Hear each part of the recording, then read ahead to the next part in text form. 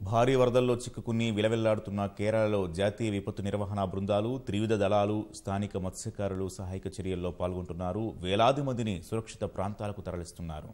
దాదాపు ఢిల్లీ నుంచి 53 బృందాలను కేరళకు పంపగా అందులో 51 బృందాలు సహాయ చర్యల్లో నిమగ్నమైనట్లు ఎన్డీఆర్ఎఫ్ అధికారులు తెలిపారు.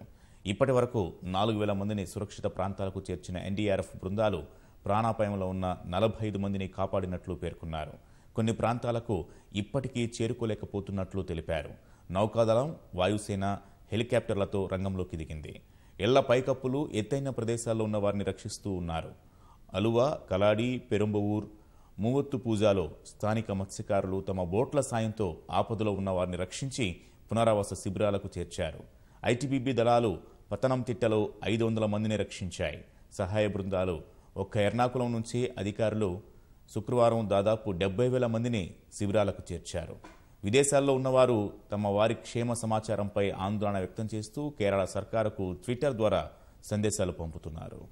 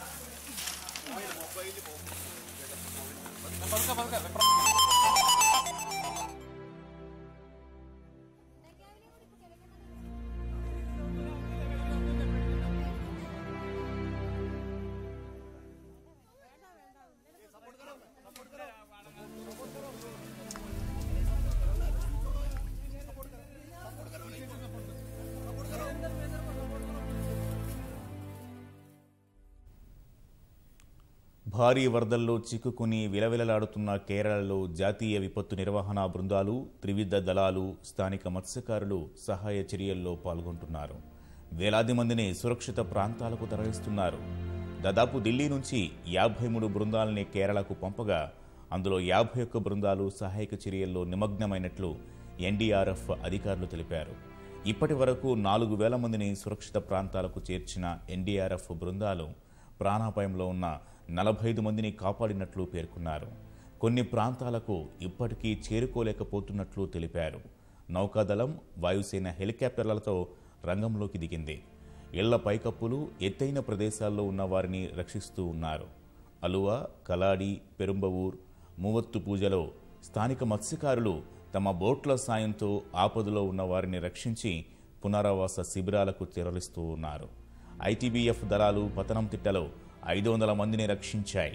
సహాయ బృందాలు ఒక్క ఎర్నాకుళం నుంచే శుక్రవారం దాదాపు 70,000 మందిని శిబిరాలకు చేర్చారు.